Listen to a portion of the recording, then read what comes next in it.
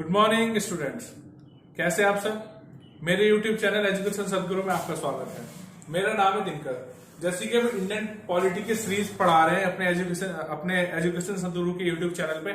आज फिर एक क्लास अपने सीरीज की हम लेके आए हैं, जिसमें कि आज का जो हमारा टॉपिक है, जो आज का हमारा विषय है वो इंडियन पॉलिटी, और जो उसका टॉपिक है वो है भारत के संविधान की अनुसूची यानी schedules of Indian constitution.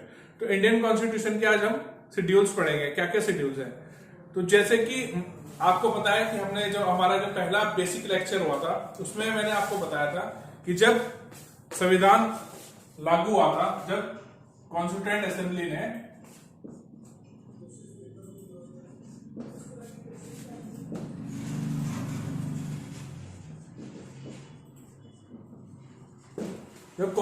Assembly ने कॉन्स्टिट्यूशन को पास किया था, उस समय क्या जो शेड्यूल थे, शेड्यूल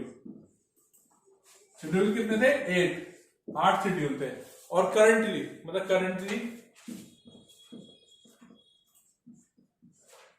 कितने हैं? 12। तो जब कॉन्स्टिट्यूएंट असेंबली ने या जब मूल संविधान हमारा लागू हुआ 26 जनवरी 1950 को, जब हमारा जो ओरिजिनल कॉन्स्टिट्यूशन था वो कंट्री में लागू हुआ, उसके बाद जो उसकी संख्या थी, शेड्यूल की संख्या थी, वो कितनी थी? 8 शेड्यूल्स थे हमारे इंडियन कॉन्स्टिट्यूशन में। और करंटली हमारे इंडियन कॉन्स्टिट्यूशन में जो शेड्यूल है वो है 12। तो हमारे 12 शेड्यूल है, मतलब 12 अनुसूची है हमारे संविधान में। तो अब एक इंपॉर्टेंट चीज मैं आपको बताना चाहूंगा कि जो संविधान है उसको सेपरेट क्यों रखा गया है। मतलब काफी स्टूडेंट है, उनके मन में क्वेश्चन आ रहा होगा कि हमारा इतना बड़ा संविधान है तो शेड्यूल्स का अलग क्यों रखा गया। तो उसका मैं बताता हूं आपको।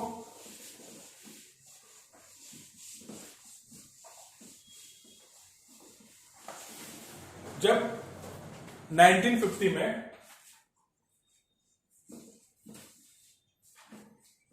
कॉन्स्टिट्यूशन लागू हुआ था, मतलब जब देश में लागू हो गया संविधान 1950 में, 26 जनवरी 1950 में जब लागू हो गया, तो उस समय जो वर्ड्स थे, मतलब जो कॉन्स्टिट्यूशन की जो शब्द थे, जो वर्ड्स थे, कितने वर्ड्स थे? वर्ड्स इक्वल्स टू 1,45,000, 1,45,000 शब्द थे हमारे संविधान में। तो क्या बहुत ही बल्कियस था, बहुत ही लेंथियस था। तो क्या अगर हम इसमें शेड्यूल, क्योंकि आपको पता है अनुसूची क्या एक तरह से पैराग्राफ है, मतलब तो क्या बहुत बड़े बड़े हैं, तो अगर हम उसको इसमें इंक्लूड करते तो एक बुक में आ नहीं सकते थे। तो इसलिए क्या जो शेड्यूल्स है, जो अनुसूची है, उनको क्या हमने संविधान से अलग रखा गया। इसका मतलब ये नहीं है अलग रखा गया है। तो काफी स्टूडेंट ये सोच रहे होंगे, काफी विद्यार्थियों के मन में ये आ रहा होगा कि जब शेड्यूल्स को अलग रखा गया है तो क्या जो अनुसूची है वो क्या भारत के संविधान का हिस्सा नहीं है? ऐसा बिल्कुल नहीं है। जो अनुसूची है वो भारत का एकदम हिस्सा है, मतलब इंपॉर्टेंट पार्ट है इंडियन कॉन्स्टिट्यूशन का। जैसे अभी हमने डिस्कस किया था कुछ मिनट पहले कि जब हमारा संविधान लागू हुआ, जो हमारा ओरिजिनल कॉन्स्टिट्यूशन था, जो कि 26 मतलब रिपब्लिक डे के दिन 1950 में 26 जनवरी को जो पास हुआ था, उस समय क्या था? शेड्यूल की काउंटिंग कितनी थी? 8 थी। 8 शेड्यूल थे, बट अब क्या कितने हैं? अब 12। तो जो 4 संविधान, मतलब 4 जो अनुसूची, 4 शेड्यूल जो हमें शेड्यूल्स में जोड़े गए हैं, 4 अलग अलग शेड्यूल, वो किसके थ्रू जोड़े गए हैं? वो संविधान के थ्रू जोड़े गए हैं। तो इसलिए जो शेड्यूल है, वो अनुसूची है, वो संविधान का एकदम पार्ट है। ठीक है, तो ये अपने मन से मिथ आप क्लियर कर लीजिए कि जो शेड्यूल है वो संविधान का पार्ट नहीं है, जो शेड्यूल है वो संविधान का पार्ट है। बट क्या, जैसे हमने अभी पढ़ा कि जब कॉन्स्टिट्यूशन तैयार हो गया तो उसमें कितने शब्द थे? 1,45,000 यानी 1,45,000 वर्ड्स थे हमारे इंडियन कॉन्स्टिट्यूशन में। तो इसलिए क्या उसको सेपरेट रखा गया, क्योंकि बहुत ज्यादा बल्किएस्ट हो रहा था, लेंथीएस्ट हो रहा था। और वैसे भी जो हमारा इंडियन कॉन्स्टिट्यूशन है, जो हमारा भारत का संविधान है, वर्ल्ड का लेंथीएस्ट कॉन्स्टिट्यूशन, मतलब विश्व का सबसे बड़ा लिखित संविधान है, मतलब सबसे बड़ा रिटर्न कॉन्स्टिट्यूशन है वर्ल्ड का हमारा इंडिया का कॉन्स्टिट्यूशन। इसलिए क्या वो एक बुक में नहीं आता, इसलिए क्या शेड्यूल को हमने थोड़ा सेपरेट रखा गया। तो ये शेड्यूल है वो कॉन्स्टिट्यूशन का पार्ट है। ठीक है, तो जैसे कि हमने पढ़ा तो टोटल हमारे शेड्यूल कितने हैं इस समय? 12 शेड्यूल है। ठीक है, तो अब स्टार्ट करते हैं शेड्यूल 1 से। हमारा शेड्यूल 1 क्या है?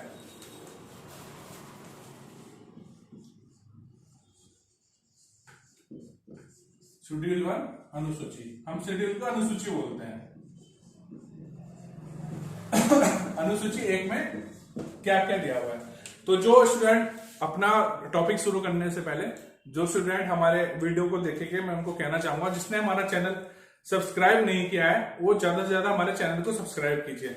सब्सक्राइब करने का फायदा आपको ये होगा कि हमारे चैनल एजुकेशन सतगुरु पे जो भी वीडियोस, नई वीडियोस आएगी, चाहे वो इंडियन पॉलिटी से रिलेटेड हो या किसी भी दूसरे विषय यानी दूसरे सब्जेक्ट से रिलेटेड हो, उसका नोटिफिकेशन आपको जल्दी मिल जाएगा। आप अपडेटेड रहेंगे कि एजुकेशन सतगुरु कौन सी नई वीडियोस ला रहे हैं, किस तरह कुछ अगर चेंजेस एजुकेशन सतगुरु में हो रहे हैं तो क्या चेंजेस हो रहे हैं, तो इस तरह से वीडियोस आपको मिलती रहेगी। तो अपना शेड्यूल फर्स्ट शुरू करते हैं। तो शेड्यूल फर्स्ट में अनुसूची 1 में क्या दिया हुआ है? List of states and UT मतलब यूनियन टेरिटरीज। ठीक है, जो शेड्यूल 1 है, जो अनुसूची 1 है, उसमें क्या दिया हुआ है? लिस्ट दे रखी है स्टेट्स की और यूनियन टेरिटरीज की। तो जो ए पार्ट है, जो शेड्यूल 1 है, उसमें दो पार्ट है, ए एंड बी। ए में क्या है? स्टेट्स यानी राज्य, और बी में क्या है? बी में है यूनियन टेरिटरीज यानी केंद्र शासित प्रदेश, केंद्र शासित प्रदेश। ठीक है, तो बी में है काउंटिंग। तो इस समय जो करंटली हमारे देश में कितने राज्य हैं? हमारे देश में जो राज्य हैं उनकी काउंटिंग है 28। हमारे देश में जो राज्य है वो कितने हैं? 28। ठीक है, और जो केंद्र शासित प्रदेश है, जो यूनियन टेरिटरीज है, वो कितनी यूनियन टेरिटरीज है? वो यूनियन टेरिटरीज भी कितनी है? 8। ठीक है, तो स्टेट्स के नाम आपको पता होगा, बट यूनियन टेरिटरीज का नाम मैं आपको बता देता हूं एक बार। जो हमारी फिलहाल अपडेटेड जो यूनियन टेरिटरी 8 में, उसका नाम आपको बता देता हूं स्टार्टिंग से लेके। तो सबसे पहले जो हमारी यूनियन टेरिटरीज है वो कौन सी है? जम्मू एंड कश्मीर। तो जम्मू कश्मीर पहले क्या राज्य था, बट अब वो क्या बन गया है? यूनियन टेरिटरी बन गया है। ठीक है, उसके बाद क्या? लद्दाख, सेकंड हो गया लद्दाख। ठीक है, उसके बाद है चंडीगढ़, दिल्ली, दमन एंड दीव एंड नागर एंड दादर एंड नगर हवेली। तो जैसे हमने अभी पढ़ा था कि दादर एंड नगर हवेली और दमन दीव में क्या मर्ज हो गया, उनका विलय हो गया है। तो उसके बाद क्या वो एक ही यूनियन टेरिटरी बन गई है, और जो उसकी राजधानी बनी है वो बनी है दमन। क्या? तो मैं एक बार रिपीट कर देता हूं, दादर एंड नगर हवेली और दमन एंड दीव क्या विलय हो गया है, वो आपस में मर्ज हो गए हैं। तो जो उसकी जो राजधानी बनी है, जो कैपिटल बनी है, वो बनी है दमन। ठीक है, तो अब तो हो गया दमन। उसके बाद लक्षद्वीप, अंडमान निकोबार और पुडुचेरी। तो जो लोग पांडिचेरी कहते हैं वो पांडिचेरी नहीं है, वो है पुडुचेरी। तो ये कुछ हमारे क्या 8 यूनियन टेरिटरीज। ठीक है, तो जो शेड्यूल 1 में क्या गिवन है? शेड्यूल जो 1 में गिवन है वो क्या है? List of states and union territories. ठीक है, ए जो है, ए पार्ट है शेड्यूल 1 का, उसमें क्या है? स्टेट्स है, और जो बी पार्ट है उसमें क्या है? शेड्यूल्स है। तो ये था हमारा शेड्यूल 1। ठीक है, तो आप बच्चों को समझ में आया? जिसको अगर कुछ समझ में नहीं आया तो आप कमेंट करके पूछ सकते हैं मुझे जब आप वीडियो देखेंगे। अगर आपको कुछ भी आपकी क्वेरीज है, अगर प्रॉब्लम है, तो आप कमेंट के थ्रू में बता सकते हैं। अगर आपको इस वीडियो में कुछ भी अगर आपकी क्वेरी है या आपको कुछ समझ में नहीं आया। ठीक है, तो अब देखते हैं अपने शेड्यूल 2, अनुसूची 2।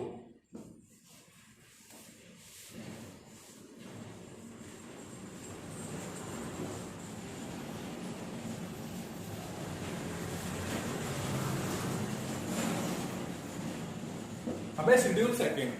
तो शेड्यूल 2 में जो शेड्यूल 2 है उसमें टोटल 5 पार्ट है, 5 पार्ट, ए, बी, सी, डी और ई। ठीक है, बट जो बी पार्ट है, जैसे मैंने अभी बताया कि जो शेड्यूल है 2 है, अनुसूची 2 है, वो किसमें क्या है? 5 भाग है, 5 पार्ट है। बट जो बी पार्ट है, जो पार्ट बी है, वो क्या अब नहीं है, वो क्या निरस्त हो गया है, अबोलिश्ड हो गया है। वो कब हुआ था? 7th amendment act, 7th amendment act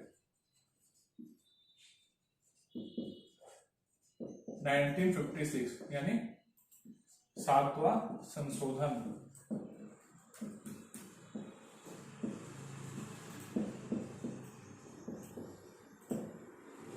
तो जब 7वां संशोधन हुआ था यानी 7th अमेंडमेंट हुआ था हमारे कॉन्स्टिट्यूशन का, तो उस समय क्या है, जो बी पार्ट था, जो भाग ब था हमारे शेड्यूल का, अनुसूची का, उसको क्या रिमूव कर दिया गया, निरस्त कर दिया गया। ठीक है, तो जो भाग बचे हैं वो बचे हैं 4।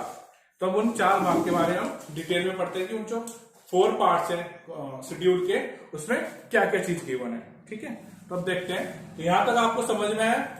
ठीक है, तो अब आगे हम देखते हैं कि शेड्यूल में क्या क्या चीज गिवन है सेकंड शेड्यूल में।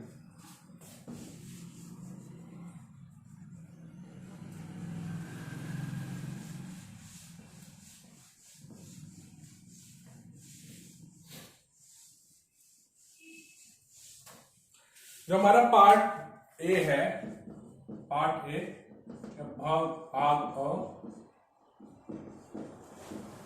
जो हमारा शेड्यूल सेकंड का पार्ट ए है, मतलब भाग अ है, उसमें क्या गिवन है, एमोल्यूमेंट्स के बारे में।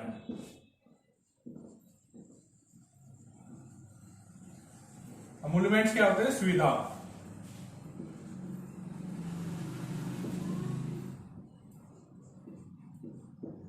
आप पूछेंगे सुविधा कैसी। ठीक है, तो इसमें क्या दिया हुआ है, जो हमारे देश के राष्ट्रपति हैं, प्रेसिडेंट, और जो हमारे राज्य के गवर्नर होते हैं, राज्यपाल होते हैं, उनकी कितनी सैलरी होगी, क्या क्या भत्ते मिलेंगे, क्या पेंशन है उसकी, तो उन सब चीजों की क्या डिटेल्स दे रखी है। तो जो पार्ट ए है हमारा शेड्यूल सेकंड का, उसमें क्या एमोल्यूमेंट्स मतलब सैलरी के बारे में देगा, किसकी, प्रेसिडेंट यानी जो राष्ट्रपति हैं और गवर्नर।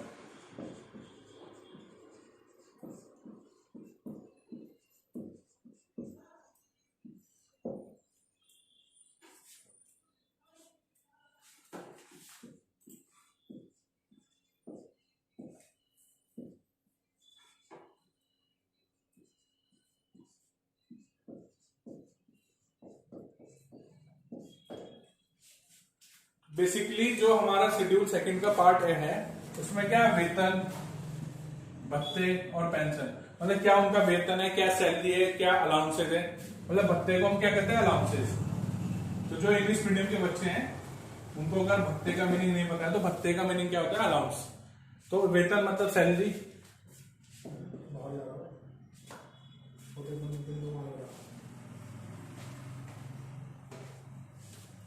तो आपको सबको पता है, वेतन को सैलरी बोलते हैं, भत्ते को क्या अलाउंसेस बोलते हैं, और पेंशन तो पेंशन होती है। तो क्या जो राष्ट्रपति हैं, मतलब जो हमारी कंट्री के राष्ट्रपति हैं, और जो स्टेट्स के गवर्नर है, आपको पता है हर स्टेट्स के अपने गवर्नर होते हैं, और इंडिया का प्रेसिडेंट है, तो उनकी क्या सैलरी है, मतलब क्या उनको सैलरी मिली है, कितने भत्ते मिले हैं, और क्या उनकी पेंशन है। तो उस बारे में क्या डिटेल्स दे रखी है शेड्यूल सेकंड के पार्ट ए में। तो जो शेड्यूल सेकंड का पार्ट ए है, उसमें क्या राष्ट्रपति यानी प्रेसिडेंट, गवर्नर यानी राज्यपाल की अलाउंसेस यानी सुविधा के बारे में दिया गया है। ठीक है, अब आगे देखते हैं पार्ट सी।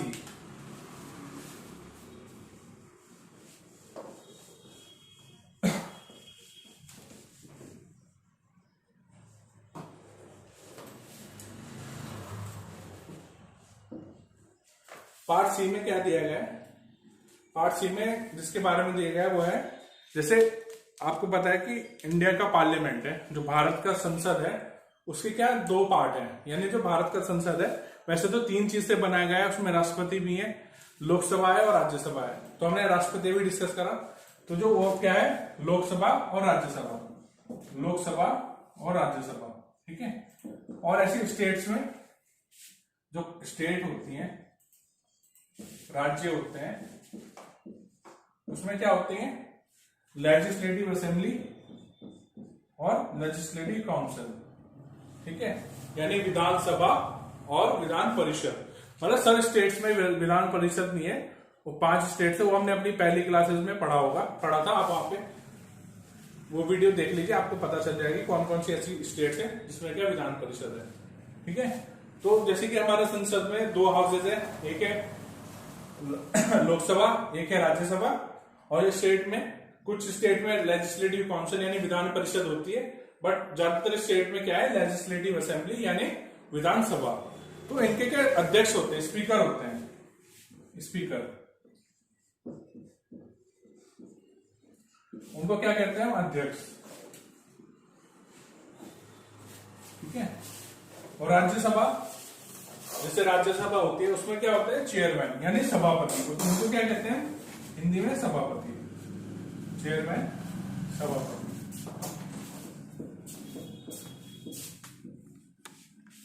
ठीक है, सभापति होते हैं।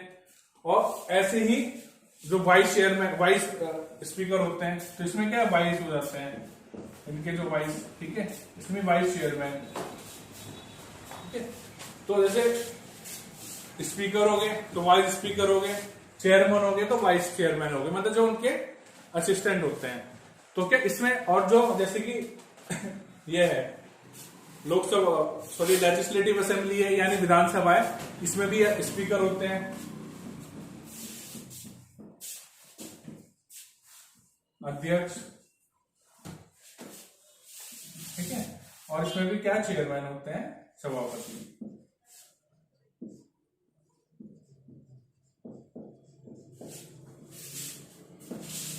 इसमें भी वाइस चेयरमैन, वाइस स्पीकर होते हैं।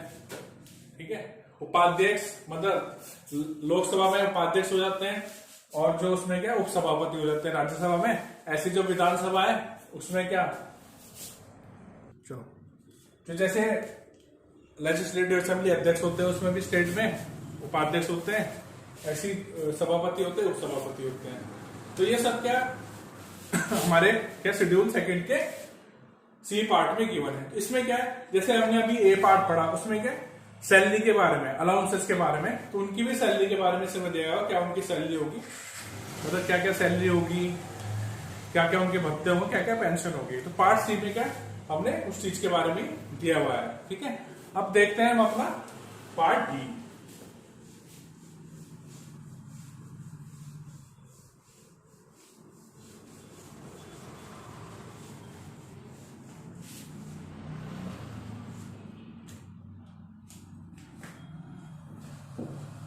पार्ट डी क्या है, पार्ट डी में क्या दिया है, जो सुप्रीम कोर्ट है, जो सुप्रीम कोर्ट है, supreme court and high court.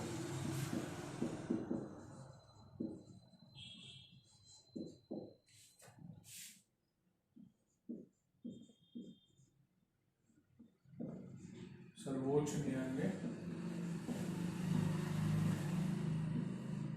और उच्च न्यायालय।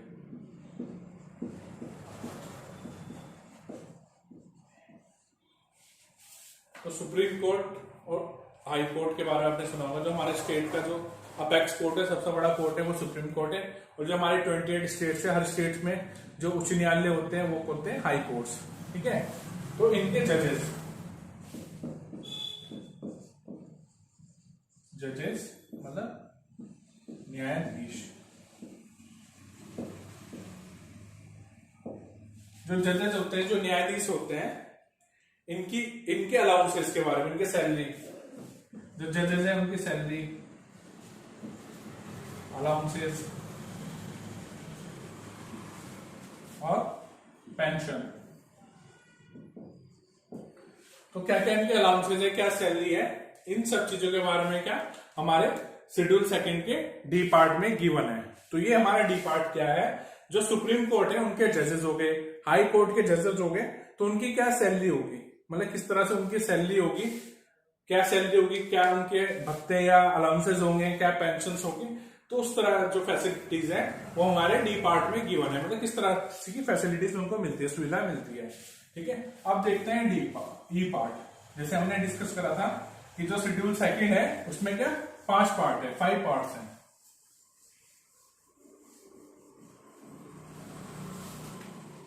तो जो हमारा लास्ट ई पार्ट है वो क्या है, उसमें क्या गिवन है, कैग, क्या क्या क्या होते हैं, कंपोर्टलर,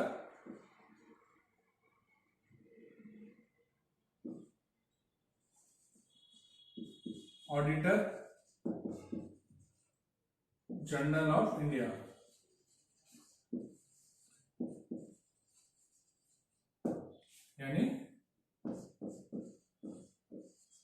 नियंत्रक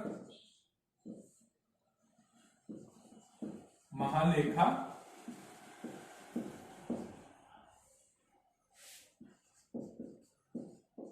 परीक्षक, इनकी भी सैलरी अलाउंसेस और पेंशन। तो जो हमारा ई पार्ट है, जो हमारा पार्ट ई है, उसमें क्या गिवन है, जो कैग क्या क्या होता है, computer auditor of general of India. तो CAG computer auditor of general of India, जिसको हम हिंदी में कहते हैं नियंत्रक महालेखा परीक्षक। तो इसका काम क्या होता है, आप मतलब काफी ऐसे स्टूडेंट हैं जो पहली बार ये वर्ड सुन रहे होंगे कैग। तो बेसिकली इसका काम क्या होता है, जैसे जो गवर्नमेंट है, चाहे वो स्टेट की हो चाहे सेंट्रल की हो, मतलब केंद्र सरकार हो चाहे राज्य सरकार हो, जो उनके एक्सपेंडिचर होते हैं, मतलब क्या उनकी इनकम है, क्या एक्सपेंडिचर है, तो जो गवर्नमेंट का जो एक्सपेंडिचर है उसके जो देखभाल करते हैं, मतलब उसको जो ऑडिट करते हैं, वो किसका काम है, comptroller auditor general of India का काम है। ठीक है, तो अब एक एडिशनल इंफॉर्मेशन देता हूं, इनको अपॉइंट कौन करता है, तो जो कैग को अपॉइंट करते हैं प्रेसिडेंट, कैग को अपॉइंट करते हैं प्रेसिडेंट। किसके नॉमिनेशन पे करते हैं, मतलब किसके रिकमेंडेशन पे करते हैं, प्राइम मिनिस्टर के, प्राइम मिनिस्टर यानी प्रधानमंत्री। तो जो शेड्यूल सेकंड में जो ई पार्ट है कैग, तो जो comptroller auditor general of India, जिसको कहते हैं नियंत्रक महालेखा परीक्षक, जो उनके अपॉइंटमेंट है वो राष्ट्रपति करते हैं, भारत के या देश के राष्ट्रपति, और जो किसके रिकमेंडेशन पे करते हैं, प्रधानमंत्री के, प्राइम मिनिस्टर के। तो इस जो पार्ट में क्या दिया हुआ है, सैलरी के बारे में, अलाउंसेस, पेंशन, मतलब किस तरह से उनकी सैलरी होगी, क्या अलाउंसेस होंगे। तो जो शेड्यूल सेकंड है, जो हमारी अनुसूची 2 है, उसमें क्या है, जो ये सब जो राज व्यवस्था से जुड़े ये बड़ी पोस्टें हैं, मतलब जो बड़े लोग, जो मतलब जैसे बड़े ईवी, मतलब बड़े जिस तरह की पोस्टें जुड़ी हुई हैं, मतलब चाहे वो राष्ट्रपति हैं, हाई कोर्ट के जजेस हैं, गवर्नर हैं, जो लोकसभा राज्यसभा के जो अध्यक्ष हैं, चेयरमैन है, सभापति हैं, लेजिस्लेटिव असेंबली यानी विधानसभा के अध्यक्ष हैं, विधान परिषद के सभापति है, उनकी क्या सैलरी, मतलब सैलरी अलाउंसेस, क्या क्या सुविधा उनको दी गई है, उस चीज के बारे में हमारा शेड्यूल सेकंड है। अब देखते हैं हम शेड्यूल थर्ड यानी अनुसूची 4, अनुसूची 3।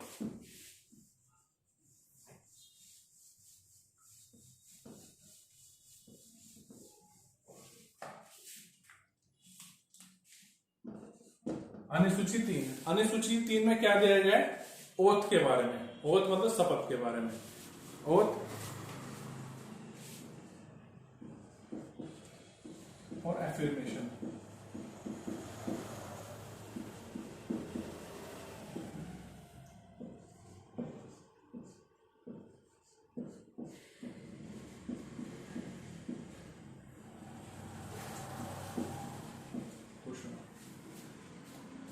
शपथ किनकी, जो अभी हमने बी पार्ट में पढ़ा, जो प्रेसिडेंट है, प्रेसिडेंट हो गए, लोकसभा के अध्यक्ष हो गए, उपाध्यक्ष हो गए, मतलब लोकसभा के अध्यक्ष हो गए, उपाध्यक्ष हो गए, राज्यसभा के सभापति हो गए, उपसभापति हो गए, और कैग हो गए, हाई कोर्ट के जजेस हो गए, सुप्रीम कोर्ट के जजेस हो गए। तो इन सब की जो शपथ होती है, जो शपथ होती है, या एफर्मेशन मतलब शपथ क्या है, स्वेयर ऑफ गॉड, मतलब भगवान के स्वेयर में ली जाती है, भगवान को साक्षी मानते हुए। बट जो लोग भगवान पे विश्वास नहीं करते वो क्या एफर्मेशन करते हैं, मतलब घोषणा करते हैं, मतलब डिक्लेरेशन करते हैं एक तरह से। तो जो ओथ और एफर्मेशन में ये अंतर है। ठीक है, आपने शेड्यूल, जितने भी शेड्यूल्स पढ़े हैं उसमें क्या ओथ एंड एफर्मेशन इस तरह का गिवन है। तो एफर्मेशन का मतलब क्या होता है, डिक्लेरेशन यानी घोषणा, और ओथ मतलब शपथ। मतलब शपथ क्या होती है, भगवान को साक्षी मान के शपथ ली जाती है हिंदुस्तान में। जो अफर्मेशन है, घोषणा, वो क्या एक तरह का डिक्लेरेशन है। ठीक है, तो इसमें क्या है, जो इस चीज में जैसे लोकसभा, राज्यसभा के जो सभा अध्यक्ष है, ठीक है, प्रेसिडेंट और चेयरमैन, उसमें वाइस, ठीक है, कैग और सुप्रीम कोर्ट, हाई कोर्ट जजेस। तो इनकी ओथ एंड एफर्मेशन के बारे में, मतलब जो लोकसभा राज्यसभा के जो अध्यक्ष हैं, जैसे लोकसभा में अध्यक्ष होते हैं, उपाध्यक्ष होते हैं, राज्यसभा में सभापति होते हैं, उपसभापति होते हैं, तो उनकी शपथ के बारे में इसमें क्या शेड्यूल 3 में दिया हुआ है। ठीक है, और क्या जो कैग होता है, कैग के बारे में भी पढ़ा हमने, उनकी भी शपथ के बारे में, क्योंकि उनको अपॉइंट किया जाता है तो वो भी ओथ लेते हैं। ठीक है, उसके बारे में जो सुप्रीम कोर्ट, हाई कोर्ट के जजेस होते हैं, उनकी जो ओथ होती है उसके बारे में क्या शेड्यूल 3 में प्रोविजन दिए हुए हैं। ठीक है, और एफर्मेशन के बारे में आपको बता दिया। ठीक है, एफर्मेशन क्या होता है, एक तरह से डिक्लेरेशन होता है। डिक्लेरेशन कैसा, मतलब जो भी इंसान या जो भी ऑफिसर या ऑफिशियल जो भी अपॉइंट हो रहे हैं, अगर वो भगवान को नहीं मानते बट उनको गॉड पे विश्वास नहीं है, तो वो क्या डिक्लेरेशन करते हैं, वो शपथ नहीं लेते हैं। तो ये क्या एफर्मेशन मतलब क्या, डिक्लेरेशन, घोषणा। अब देखते हैं शेड्यूल 4। तो ये था शेड्यूल 3। तो जो स्टूडेंट इसको देख रहे हैं, अगर आपको अब तक कोई वीडियो में प्रॉब्लम आए शेड्यूल 3 तक, तो आप कमेंट के माध्यम से बता सकते हैं, तो आपकी क्वेरी जल्दी जल्दी सॉल्व की जाएगी। और जो स्टूडेंट इस वीडियो को देखेंगे, तो आप देखने से पहले इस वीडियो को लाइक जरूर कीजिए स्टार्ट करने से पहले, प्लस हमारे जो चैनल है एजुकेशन सदगुरु, उसको ज्यादा से ज्यादा सब्सक्राइब कीजिए। सब्सक्राइब करने से क्या, हमारे जो चैनल की नोटिफिकेशन है आपको जल्दी से जल्दी मिलेगी। ठीक है, तो अब हम देखते हैं शेड्यूल 4, मतलब जो चौथा शेड्यूल है, चौथी अनुसूची है, उसमें क्या क्या दिया हुआ है।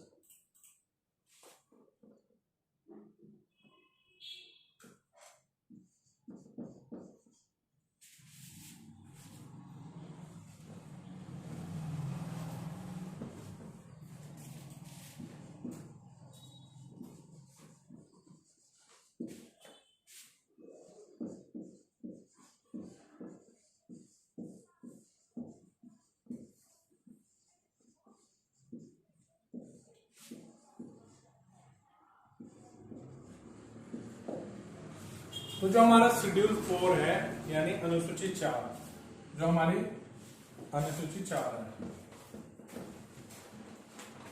जो हमारी अनुसूची 4 है, वो क्या है, allocation of Rajya Sabha seats from states.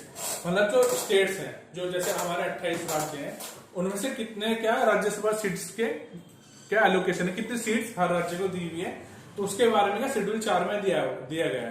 तो शेड्यूल 4 क्या है, allocation of Rajya Sabha seats in states, मतलब राज्यों में जो राज्यसभा की सीटें उनका विवरण दिया गया है। मतलब फॉर एग्जांपल कि कहाँ कितने सीटें हैं, जैसे उत्तराखंड में 3 है, कुछ राज्य हैं इसमें 2 है, 13 है, इसमें इस तरह से जो सीट्स हैं वो गिवन है। ठीक है, तो जो शेड्यूल 4 है वो किसके बारे में है, राज्यसभा की सीट जो एलोकेट होती है स्टेट्स के थ्रू। ठीक है, तो जो चौथा जो हमारा अनुसूची है वो क्या है, राज्यसभा सीट्स के बारे में है। ठीक है, अब पढ़ते हैं अपना schedule 5।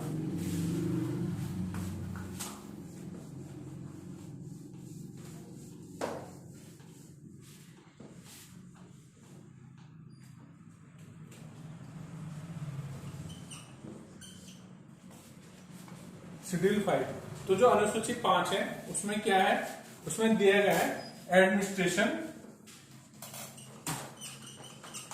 Administration and control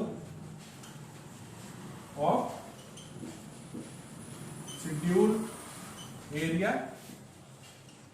and tribes.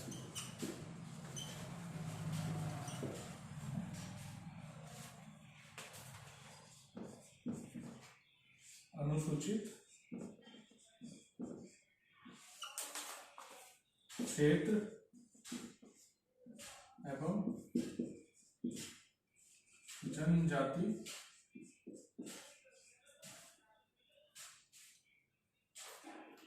का प्रशासन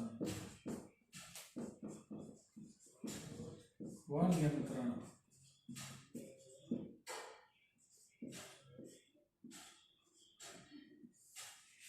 तो जो हमारी अनुसूची 5 है, जो हमारी शेड्यूल 5 है, उसमें क्या है, किसकी चीज के बारे में कि administration of and control of schedule tribes and schedule area. तो मतलब जो शेड्यूल एरिया है और जो शेड्यूल ट्राइब है उनका क्या प्रशासन होगा, किस तरह उन पे कंट्रोल होगा, उस तरह के जो प्रोविजन है वो किसमें गिवन है, शेड्यूल 5 में गिवन है। तो और इसके बारे में कुछ और डिटेल में पढ़ते हैं, ठीक है। हमें बात करना चाहूंगा कि जो शेड्यूल 5 में गिवन है कि एडमिनिस्ट्रेशन ऑफ शेड्यूल एरिया, तो आपके दिमाग में आ रहा होगा, कुछ स्टूडेंट हैं जो काफी सीरियस होकर पढ़ रहे हैं हमारी क्लास में, उनके माइंड में आ रहा है कि शेड्यूल एरिया कौन डिसाइड करता है, क्या कि कौन सा एरिया शेड्यूल एरिया। जैसे हमारा इंडिया में 28 स्टेट्स हैं, तो कौन डिसाइड करता है कि ये जो क्षेत्र है, ये जो एरिया है, ये शेड्यूल्ड एरिया में आता है। तो वो डिसाइड करते हैं अकॉर्डिंग टू आर्टिकल 244(1) मतलब क, मतलब 244 क के अकॉर्डिंग जो राष्ट्रपति है, मतलब जो प्रेसिडेंट है, राष्ट्रपति है, जो भारत के जो इंडिया के प्रेसिडेंट है, वो डिसाइड करते हैं या वो डिक्लेयर करते हैं कि ये एरिया क्या है, शेड्यूल्ड एरिया है, मतलब अनुसूचित क्षेत्र है। तो वो प्रोविजन किसमें दिया गया है, 244A में। तो इसमें क्या शेड्यूल्ड एरिया जो होगा वो डिसाइड करते हैं, ठीक है। तो उसका जो डेवलपमेंट होगा, फिर वो क्या होता है, जो उस राज्य का, मतलब जिस राज्य के क्षेत्र को वो शेड्यूल्ड एरिया बोल रहे हैं, जो उस राज्य के जो गवर्नर होंगे, जो राज्यपाल होंगे, इसमें क्या बात आता है, गवर्नर, राज्यपाल, जो उस स्टेट के राज्यपाल होंगे, तो उनको क्या गाइडलाइंस देते हैं कि किस तरह से उनका डेवलपमेंट होगा, मतलब कैसे वो शेड्यूल एरिया है, जो अनुसूचित क्षेत्र है, किस तरह उनका विकास होगा, उन सब चीज के बारे में वो क्या गाइडलाइंस देते हैं इसको गवर्नर को, मतलब उनसे रिपोर्ट मांगते हैं। तो उनके जो गवर्नर है वो रिपोर्ट्स देते हैं प्रेसिडेंट को कि इस तरह क्षेत्र के, मतलब क्षेत्र बढ़ रहे हैं, घट रहे हैं। तो उसकी जो कंट्रोल, फिर क्या होता है, जो गवर्नर होते हैं वो क्या वहां पे क्या काउंसिल बनाते हैं, ठीक है। तो गवर्नर को, जब प्रेसिडेंट ने गवर्नर को ऑर्डर दिया, गाइडलाइंस दी कि उनकी डिटेल्स, मतलब उनका विकास, डेवलपमेंट, किस तरह का एडमिनिस्ट्रेशन होगा उनका, किस तरह से उनका कंट्रोल होगा, उसकी गाइडलाइंस क्या वो गवर्नर्स को देते हैं, जो स्टेट्स के गवर्नर है, जिस स्टेट्स में क्या शेड्यूल एरिया है, मतलब अनुसूचित क्षेत्र है, वहां के जो राज्यपाल है उनको क्या, जो प्रेसिडेंट है, जो राष्ट्रपति है, वो गाइडलाइंस देती है कि आप इस तरह से क्या प्रशासन होगा, किस तरह उनका कंट्रोल होगा, कैसे वो नियंत्रण में रहेंगे। तो इस तरह से वो गाइडलाइंस देते हैं, उनसे सलाह मशवरा करते हैं। तो जो गवर्नर होते हैं वो क्या, फिर गवर्नर क्या अपॉइंट करते हैं टीएसी, ठीक है। टीएसी क्या होता है, ट्राइब एडवाइजरी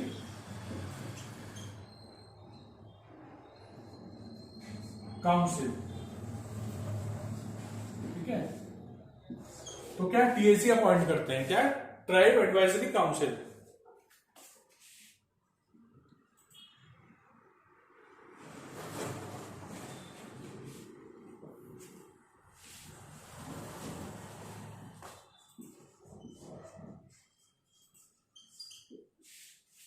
तो ट्राइब एडवाइजरी काउंसिल क्या वो गठन करते हैं। तो जो इसके मेंबर होते हैं उनकी क्या संख्या जो होगी वो 20 से ज्यादा नहीं होनी चाहिए, मतलब 20 मेंबर होने चाहिए। और उस 20 में से जो थर्ड फोर्थ है, मतलब 20 का थर्ड फोर्थ कितना हो गया, मतलब लगभग 15 जने क्या होंगे जो स्टेट के, मतलब फॉर एग्जाम्पल हम किसकी बात करते हैं, असम की बात कर लेते हैं, असम की बात करते हैं। जैसे जो ट्राइब एडवाइजरी काउंसिल है, जो टीएसी, जिसका गठन क्या गवर्नर करते हैं, उनके मतलब जो डेवलपमेंट के लिए क्या एडमिनिस्ट्रेशन होगा, किस प्रशासन होगा, तो उसका जो थर्ड फोर्थ यानी 15 मेंबर क्या कहां पे रिप्रेजेंट करते हैं, लोकसभा में, जो उनके लेजिस्लेटिव असेंबली यानी जो विधानसभा होती है उसमें क्या वो रिप्रेजेंट करते हैं। अगर बाय चांस अगर वो विधानसभा में रिप्रेजेंटेशन उनका थर्ड फोर्थ से कम है, तो क्या दूसरी ट्राइब को मौका देते हैं कि वो रिप्रेजेंट करे, तो उनकी जो काउंटिंग होनी चाहिए वो थर्ड फोर्थ होती है। तो आपके लिए समझना ये है कि जो शेड्यूल 5 है वो किसके बारे में, administration and control of schedule area, schedule tribe, ठीक है। तो शेड्यूल ट्राइब का एरिया और उसके जो ट्राइब्स है, जो उनका एरिया, उसका क्या कैसा प्रशासन होगा, इस तरह के बारे में वो डिटेल में दिया गया है, ठीक है। तो ये कुछ इसमें इंपॉर्टेंट चीजें थी शेड्यूल 5 में, उसके बारे में मैंने आपको डिस्कस करा, ठीक है। अब देखते हैं अपना शेड्यूल 6 यानी अनुसूची 6, ठीक है। अनुसूची में भी यही सब है, बट जो अनुसूची 6 है हमारी, जो शेड्यूल 6 है उसमें क्या पर्टिकुलर 4 स्टेट्स का जिक्र किया गया है। तो उन 4 स्टेट्स को हम कैसे बुलाते हैं, मतलब थोड़ा सा इसको मिटा देता हूं, जिसने भी नोट कर लिया।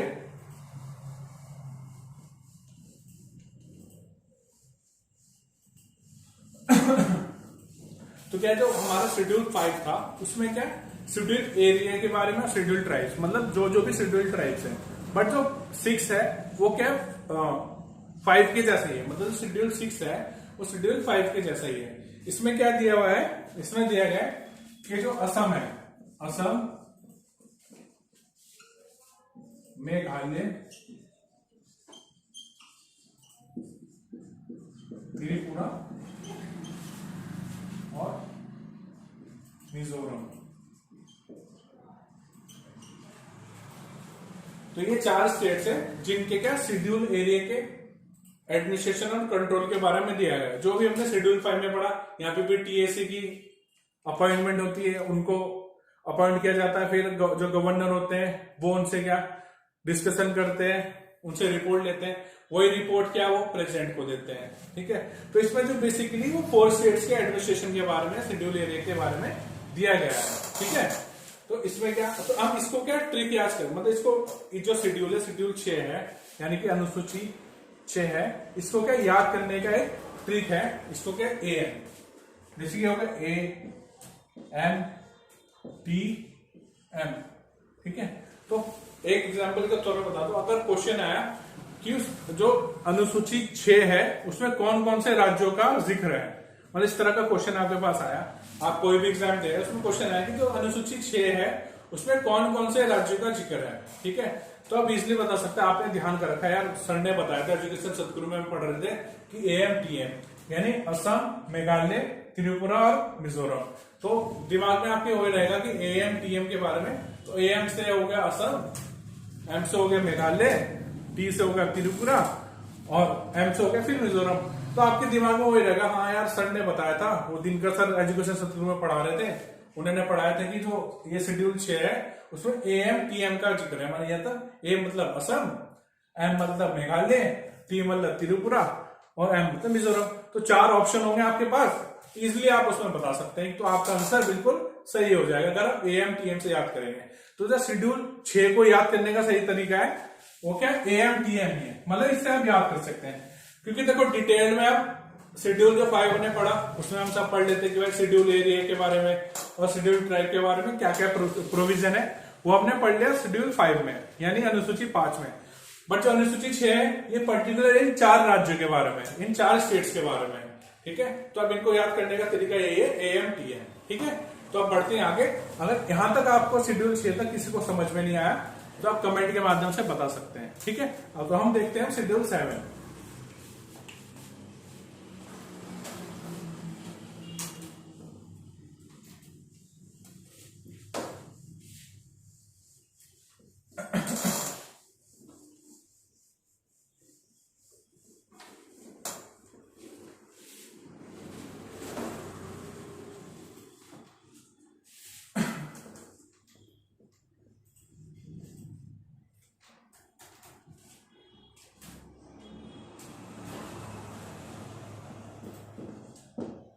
जो शेड्यूल 7 है, जो हमारा अनुसूची 7 है, वो किसके बारे में, शक्तियों के विभाजन के बारे में यानी डिस्ट्रीब्यूशन ऑफ पावर।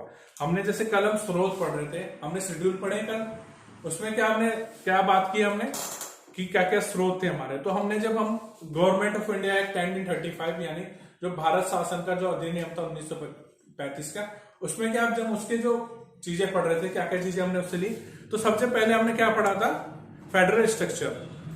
तो फेडरल स्ट्रक्चर हमने पढ़ा, जो फेडरल स्ट्रक्चर है वो हमने कहां से लिया, वो हमने लिया GOI यानी गवर्नमेंट ऑफ इंडिया है 1935 से। फिर हमने पढ़ा कनाडा का, ये हमने कनाडा से क्या क्या लिया, तो कनाडा से क्या लिया हमने, सिस्टम लिया कि किस तरह वहां का सिस्टम चलता है, मतलब संघात्मक जो तंत्र है उसका क्या क्या सिस्टम कहां से चलता है। ठीक है, तो मेनली जो शेड्यूल 7 में जो गिवन है वो क्या है, शक्तियों का विभाजन। तो इसमें क्या 3 सूची तैयार की गई है। तो जो भारत में, जो इंडिया में जो शक्तियों का विभाजन है हमारे केंद्र और राज्य में, उसमें क्या 3 सूची तैयार की गई है यानी 3 लिस्ट है। तो इसके बारे में क्या डिस्कस करते हैं अपने शेड्यूल 7 में। तो शेड्यूल 7 क्या है, डिस्ट्रीब्यूशन ऑफ पावर के बारे में, डिस्ट्रीब्यूशन ऑफ पावर।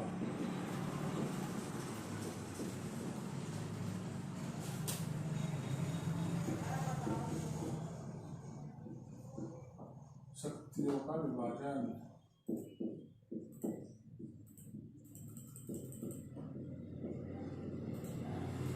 ठीक है, तो इसमें क्या 3 सूची है, 3 लिस्ट है।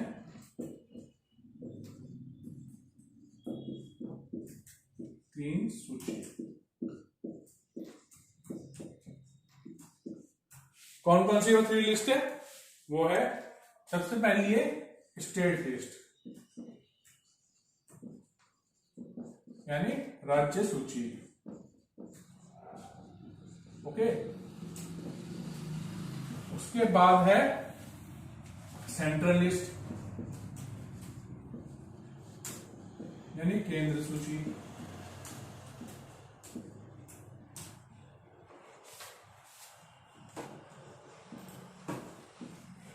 ठीक है, और उसके बाद क्या है फिर तीसरी, वो है कंकरेंट लिस्ट। ठीक है, तो तीसरी सूची में यहां लिख देता हूं कंकरेंट लिस्ट।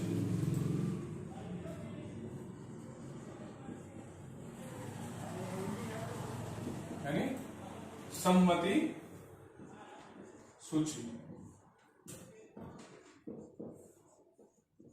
ठीक है, इसमें कुछ कुछ चीजें जो राज्य की लिस्ट में दिए गए हैं, कुछ कुछ चीजें शामिल की है स्टेट लिस्ट में, कुछ सेंट्रल लिस्ट में, कुछ कंकरेंट लिस्ट में। तो जो टोटल, जब मैं बता देता हूं, जो हमारी कंकरेंट लिस्ट है इसमें जो टोटल विषय है वो कितने हैं? 52। बट जब हमारा संविधान बन के तैयार हुआ था उस समय जो इसकी सूची थी वो कितनी थी? 47। ठीक है, कितनी थी? 47। तो करंटली कितने हैं? 52।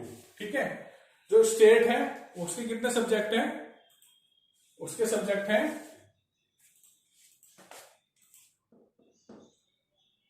66 थे पहले, हमें 61। और जो सेंट्रल लिस्ट है पहले कितने थे? 97, अब कितने हैं? 100। तो पहले थे 97, अब कितने? 100। और इसमें स्टेट में पहले 66 थे, अब कितने हैं? 61। तो इसमें कुछ कुछ है, जैसे मैं एग्जांपल के तौर पर बताता हूं, जैसे पुलिस है। ठीक है, पुलिस किस में आता है? स्टेट में आता है। पुलिस होगी, जेल हो गई, ये क्या है? हमारा क्या आएगा? State list. ठीक है, सेंटर में क्या आता है? डिफेंस। जैसे डिफेंस हो गया, रेलवे होगी, ये एयरपोर्ट हो गए, ये किस में आता है? तो ये कुछ सब्जेक्ट से मैंने अभी स्टेट का एग्जांपल दिया, मतलब पुलिस होगी, जेल होगी, ये किस में आती है? स्टेट में आती है। ठीक है, तो सेंटर में क्या आता है? रेलवे। रेलवे हमारा सेंटर में आता है, रेलवे। ये मैं एक एग्जांपल दे रहा हूं, क्या क्या चीज कौन सी लिस्ट में? रेलवे। ठीक है, अब हो गया। अब आप कंकरेंट लिस्ट में क्या क्या आता है? जैसे विवाह, मतलब मैरिज हो गई, वो कंकरेंट लिस्ट में आता है। मैरिज, मैरिज कंकरेंट लिस्ट में आती है। तो ये कुछ चीजें हैं, मैरिज हो गया, डिवोर्स हो गया, ये सब चीजें क्या है? कंकरेंट लिस्ट में आती है। तो ये था हमारा अनुसूची 7। अब हम देखते हैं अनुसूची 8 में क्या क्या चीजें गिवन है।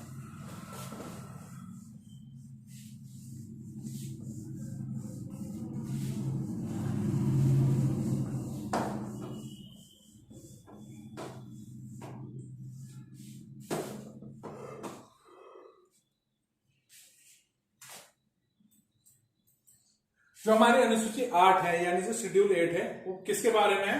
वो है जो 22 हमारी ऑफिशियल लैंग्वेज है, वो उन चीजों के बारे में। तो हमारी 22 ऑफिशियल लैंग्वेज आप सबको पता होगा जिन्होंने शेड्यूल पढ़े, तो मैं दोबारा इसको अच्छी तरह बता देता हूँ। तो किसके बारे में है? जो 22 ऑफिशियल लैंग्वेज है, मतलब जो 22 ऑफिशियल लैंग्वेजेस हैं,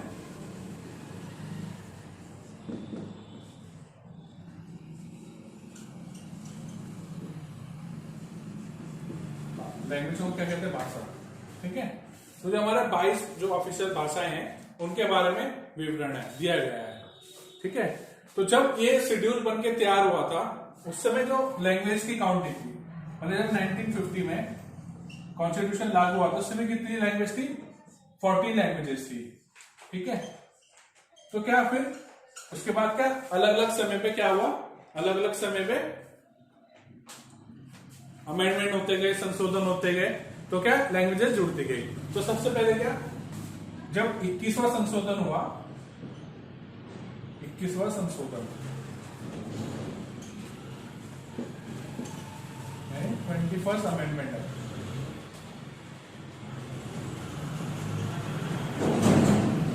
जब 21वां अमेंडमेंट हुआ तब 69 में, जब 1969 में 21वां अमेंडमेंट हुआ उस समय क्या, जो 15वीं लैंग्वेज, जो 15th लैंग्वेज जोड़ी गई। यहां तक आप नोट कर लीजिए, यहां तक आपको समझ में आया? अगर आपको समझ में आया तो आप नोट कर लीजिए, नहीं तो आप अगर नहीं समझ में आया तो आप कमेंट के थ्रू मुझे बता सकते हैं कि हाँ मुझे ये चीजें समझ में नहीं आई है। ठीक है, तो हम कमेंट के थ्रू आपको उसको अच्छी तरह उसका जवाब देंगे आपको। ठीक है, तो यहां तक आप समझ लीजिए अच्छी तरह।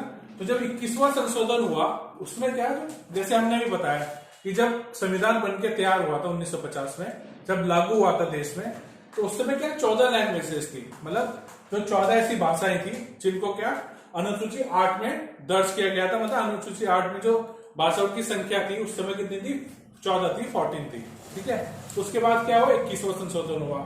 तो 21वां संशोधन होने के बाद जो भाषा जोड़ी गई वो जोड़ी गई सिंधी।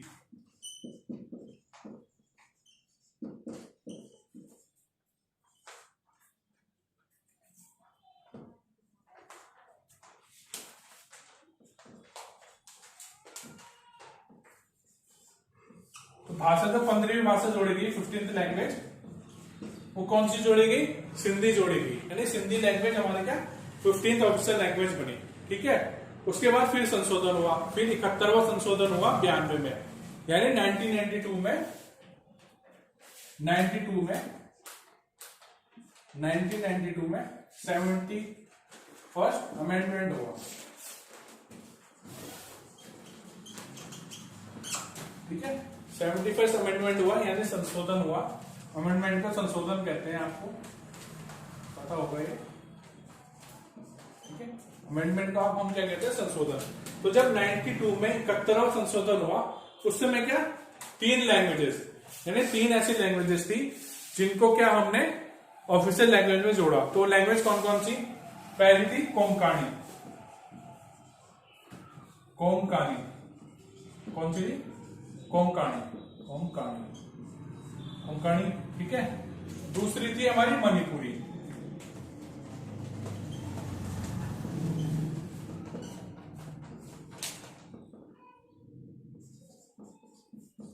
मणिपुरी। ठीक है, और जो तीसरी लैंग्वेज हमने अपनी 71वें अमेंडमेंट के बाद जोड़ी थी वो थी नेपाली। कौन सी जोड़ी थी, नेपाली। ठीक है, तो जब 71वां अमेंडमेंट एक्ट हुआ था, यानी 71वां संशोधन हुआ था 1992 में। ठीक है, इसको ढंग से नोट डाउन कर लीजिए। जब 71वां संशोधन हुआ 1992 में, यानी 92 में जब 71st अमेंडमेंट एक्ट हुआ, तो उस समय क्या 3 ऐसी लैंग्वेजेस थी, 3 ऐसी भाषाएं थी जिनको क्या हमने अनुसूची 8 यानी शेड्यूल 8 में हमने जोड़ा। ठीक है, तो जो पहली लैंग्वेज थी वो थी कोंकणी। ठीक है, कोंकणी। दूसरी लैंग्वेज थी, दूसरी भाषा थी वो थी मणिपुरी, हमने मणिपुरी को जोड़ा। जो तीसरी भाषा थी वो थी नेपाली। ठीक है, तो एक को हमने जोड़ा था, कितनी हो गई, 18 लैंग्वेज हो गई, क्योंकि एक को हमने जोड़ा था हमारे 21वें संशोधन में जब 1969 यानी 1969 में जब हुआ था, उसके बाद 3 और जोड़ी, टोटल कितने हो गए, 18 हो गई। ठीक है, तो उसके बाद फिर 2003 में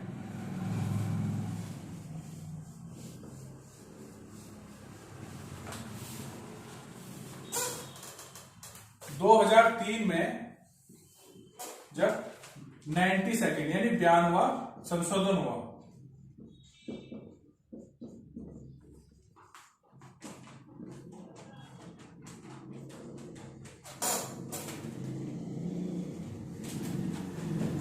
जब 2003 में 92वां संशोधन हुआ तो उसमें क्या 4 लैंग्वेज यानी 4 लैंग्वेजेस जोड़ी गई हमारे 8वीं अनुसूची में, यानी 8th शेड्यूल में 4 ऐसी लैंग्वेजेस थी जिनको क्या जोड़ा गया। ठीक है, तो जो पहली लैंग्वेज थी वो थी संथाली, संथाली। ठीक है,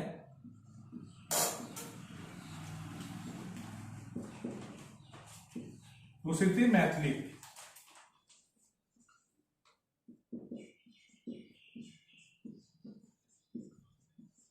ठीक है। तो तीसरी थी वो थी डोगरी,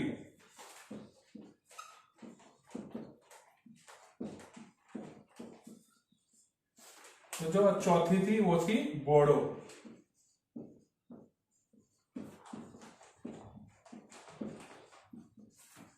तो होप कि यहां तक आपको समझ में आएगा सबको।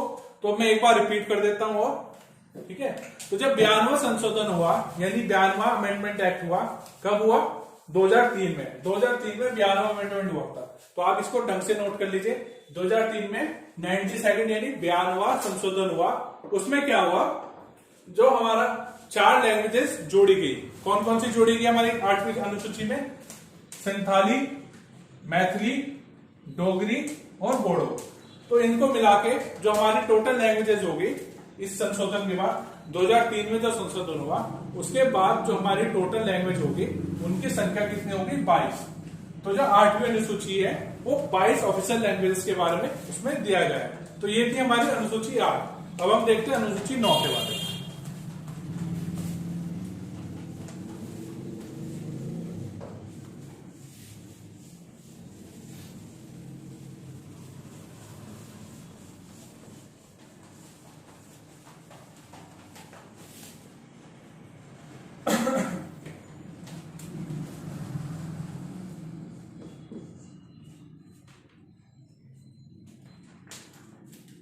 तो जो अनुसूची 9 है वो किसके बारे में? लैंड रिफॉर्म्स के बारे में। Land reforms.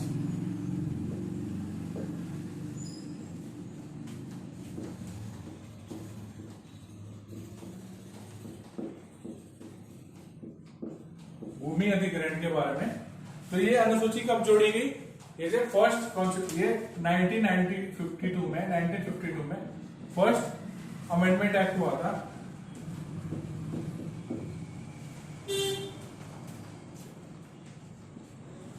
कॉन्स्टिट्यूशनल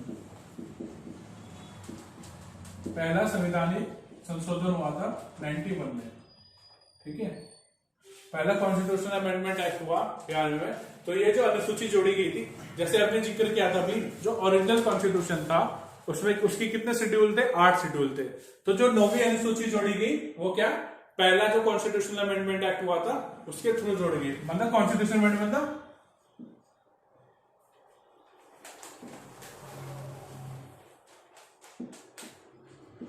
संवैधानिक संशोधन।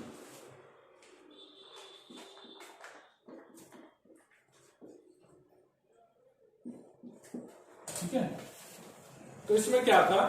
इसमें क्या लैंड रिफॉर्म्स के बारे में दिया गया है। मतलब जो जैसे राज्य अगर कोई भी अधिग्रहण करता है तो ये जो अनुसूची 9 है, ठीक है, कोर्ट में चैलेंज नहीं है। मतलब इसको किसी भी न्यायालय में चैलेंज नहीं किया जा सकता, इसकी समीक्षा नहीं की जा सकती। मतलब जो भी इससे रिलेटेड जो भी एक्ट है, मतलब जो भी एक्ट है इस अनुसूची में, वो क्या न्यायालय में उनकी समीक्षा नहीं की जा सकती, यानी इसको कोर्ट में चैलेंज नहीं किया जा सकता। मतलब जस्टिस रिव्यू, मतलब जस्टिस रिव्यू का सिस्टम क्या इस अनुसूची में नहीं है। पर क्या हुआ जब, तो टोटल मैंने बताया, पर क्या हुआ जब 11 जनवरी 2007 में एक संवैधानिक पीठ थी, जो संवैधानिक पीठ थी उन्होंने क्या किया? डिसीजन लिया है। मतलब कि अगर जैसे अभी हमने डिस्कस करा कि जो अनुसूची 9 है हमारी, जो हमारा शेड्यूल 9 है, वो क्या है उसमें क्या जस्टिस रिव्यू नहीं है, उसको कोर्ट में चैलेंज नहीं किया जा सकता, मतलब न्यायालय में उसकी समीक्षा नहीं की जा सकती। पर क्या हुआ जब संवैधानिक पीठ ने इस पर सुनवाई की तो उन्होंने एक डिसाइड किया, एक उन्होंने फैसला लिया कि अगर कोई भी मौलिक अधिकार, मतलब जैसे कोई इसमें कुछ भी काम हो रहे हैं, अगर कोई भी मौलिक अधिकार उस मौलिक अधिकार का क्या खंडन होता है, अगर इस अनुसूची के कारण, अनुसूची 9 के कारण किसी भी मौलिक अधिकार यानी फंडामेंटल राइट्स मौलिक अधिकार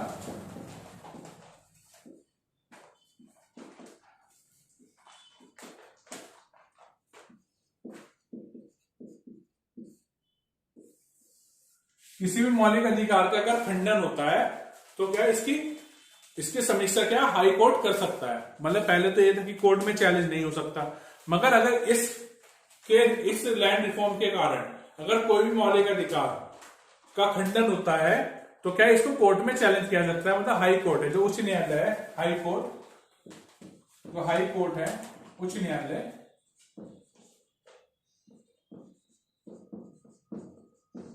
क्या समीक्षा कर सकता है, हाई कोर्ट क्या समीक्षा कर सकता है। ठीक है, तो इसमें अनुसूची में ये दिया गया है। ठीक है, तो इसमें जो टोटल एक्ट है, मतलब जो अनुसूची 9 में जो टोटल एक्ट है, जो उनकी काउंटिंग है वो कितनी है 248, मतलब 248 कानून है इस अनुसूची के अंदर। तो ये आप नोट कर लीजिए, कभी कभी एग्जाम में पूछा जाता है कि जो अनुसूची 9 है उसके अंदर कितने कानून है। 248 क्या लिखा हुआ, सॉरी, जो टोटल अनुसूची है जो उसके जो टोटल कानून है वो है 284। ठीक है, 284, तो मैं 284 है, तो कभी कभी एग्जाम में आ जाता है कि तो अनुसूची 9 है यानी शेड्यूल 9 है, उसके अंदर कितने कानून है, तो जो टोटल कानून है वो है 284 यानी 284। ठीक है, तो ये था हमारा अनुसूची 9। अब हम देखते हैं अनुसूची 10 यानी शेड्यूल 10।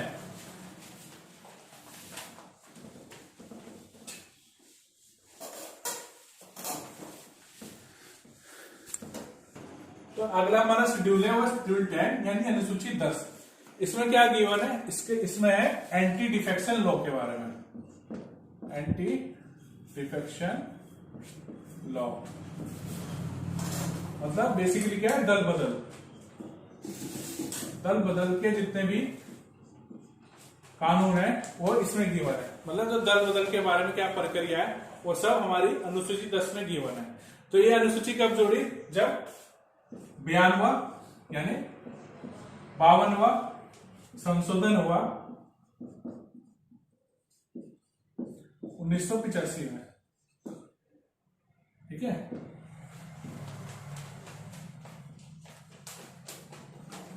जब 1985 में 52वां संशोधन हुआ तो जब क्या ये अनुसूची हमारे शेड्यूल में जोड़ी गई है।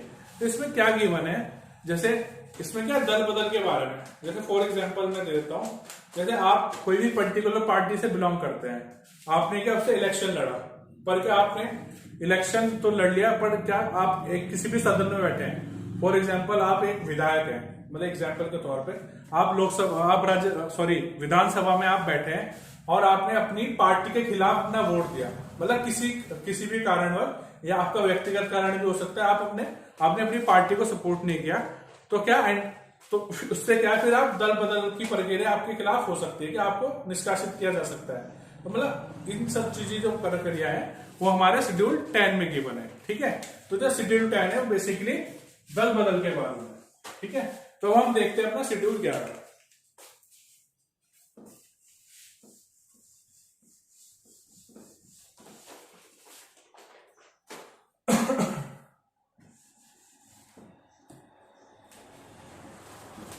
तो जो शेड्यूल 11 है हमारा वो क्या है, वो पंचायती राज।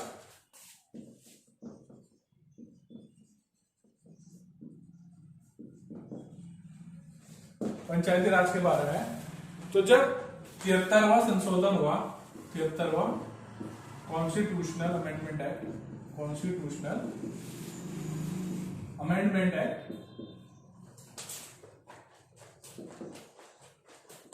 यानी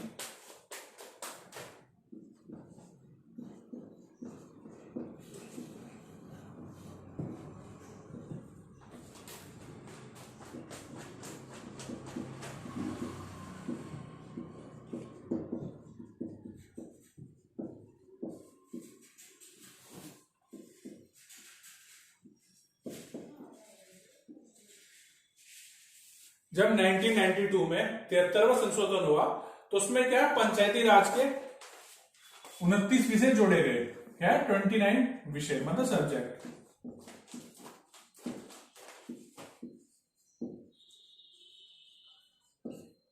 तो इसमें क्या 29 सब्जेक्ट जोड़े गए। तो मतलब जो पंचायती राज व्यवस्था है वो हमारे संविधान में कब जोड़ी गई, वो जोड़ी गई 73वें संशोधन हुआ, जब 73वां संवैधानिक संशोधन हुआ यानी 73rd कॉन्स्टिट्यूशनल अमेंडमेंट एक्ट हुआ, तो उसके अकॉर्डिंग क्या 29 सब्जेक्ट पंचायती राज से रिलेटेड वो हमारे अनुसूची में जोड़े गए। तो ये था हमारा शेड्यूल 11। अब हम पढ़ते अपनी लास्ट अनुसूची यानी आखिरी शेड्यूल हुआ है शेड्यूल 12। वो भी इससे रिलेटेड ही है।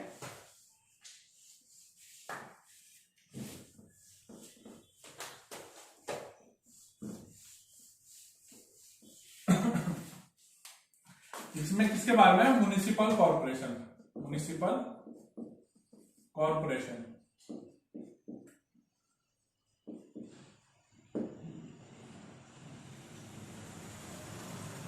ठीक है।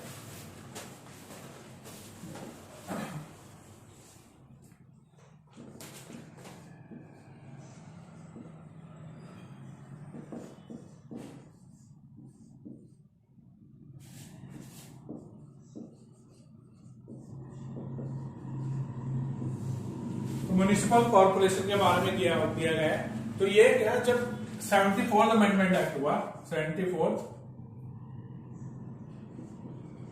कॉन्स्टिट्यूशनल